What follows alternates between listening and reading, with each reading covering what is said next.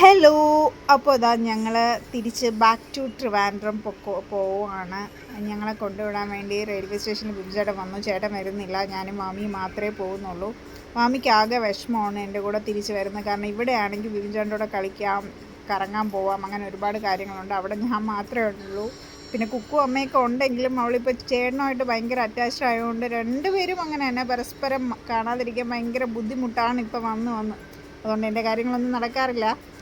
അങ്ങനെ ഇതാ റെയിൽവേ സ്റ്റേഷൻ്റെ വാമി കളിയായി ചിരിയായി. പിന്നെ ചാച്ചനും ഉമ്മയൊക്കെ കൊടുത്തിട്ട് ഇതാ ഞങ്ങൾ ട്രെയിനിൽ കയറി. അപ്പോൾ ട്രെയിനിൽ തമ്പാനൂർ ഇറങ്ങിയിട്ട് ആരും വിളിക്കാൻ വരില്ല. ഞങ്ങൾ അവിടെ നിന്ന് കുക്കുവിൻ്റെ ഓഫീസിൽ പോയിട്ടാണ് പോകുന്നത്. കുക്കു എവിടെയാണ് വർക്ക് ചെയ്യുന്നതെന്ന് എല്ലാവർക്കും അറിയാമായിരിക്കും. ഓബയോസിയിലാണ് കുക്കു വർക്ക് ചെയ്യുന്നത്. അങ്ങനെ ഞങ്ങൾ അവിടെ നിന്ന് ഒരു ഊബർ പിടിച്ച് നേരെ ഓബയോസിൽ പോയി. അത്യാവശ്യം ട്രെയിൻ നല്ല ലേറ്റ് ആയതുകൊണ്ട് തന്നെ ഞങ്ങൾ തമ്പാനൂർ ടിക്കറ്റ് എടുത്തിട്ട് ഞങ്ങൾ സത്യം പറഞ്ഞാൽ പേട്ടയിൽ ഇറങ്ങിയിട്ടാണ് അവിടെ നിന്നാണ് ഇതാ ഒബയോസിൽ പോയത്. ഇതാണ് ഒബയോസി. കുക്കും എനിക്ക് മാമിക്കും വേണ്ടി വെയിറ്റ് ചെയ്തിരിക്കുകയായിരുന്നു. അവളുടെ ഡ്യൂട്ടി ടൈം 7 മണി ആയതും ഞങ്ങൾ 6:50 ആയപ്പോഴാണ് അവിടെ എത്തിയത്. പക്ഷേ അതുകൊണ്ട് ഞങ്ങൾ ഒരു 5 മിനിറ്റ് അവിടെ വെയിറ്റ് ചെയ്യേണ്ടി വന്നു. പിന്നെ ഞങ്ങൾ അവിടെ നിന്ന് നേരെ ഫുഡ് കഴിക്കാൻ വേണ്ടി പിസ്സ ഹട്ടിൽ പോയി. കുക്കും മാമിയും കൂടെ വൻ അടിയായിരുന്നു. ഞങ്ങൾ എന്തൊക്കെയോ ഓർഡർ ചെയ്തു. ഒരു പിസ്സയും ഓർഡർ ചെയ്തു. ഇതെന്താ സാധനമെന്ന് അതങ്ങ് മറന്നുപോയി.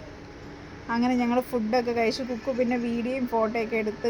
മാമി ഫ്രഞ്ച് ഫ്രൈസാണ് കഴിക്കണത്. അധികം ഞങ്ങൾ കൊടുക്കാറില്ല ഫ്രഞ്ച് ഫ്രൈസ്, പിന്നെ നല്ലതല്ലാത്തതുകൊണ്ട് അധികം ഞാൻ മാമിക്ക് കൊടുക്കാറില്ല. എന്നാലും മാമിക്ക് അതാണ് ഇഷ്ടപ്പെട്ടത്. പക്ഷേ ഇപ്രാവശ്യം എന്തോ പിസ്സ അവൾ എന്തൊക്കെയോ കാണിച്ച് കൂട്ടുന്നുണ്ട് കഴിക്കാൻ വേണ്ടിയിട്ട്. പക്ഷേ എല്ലാം ശരിയായി. അങ്ങനെ പിസ്സയൊക്കെ എടുത്ത് കഴിച്ചു.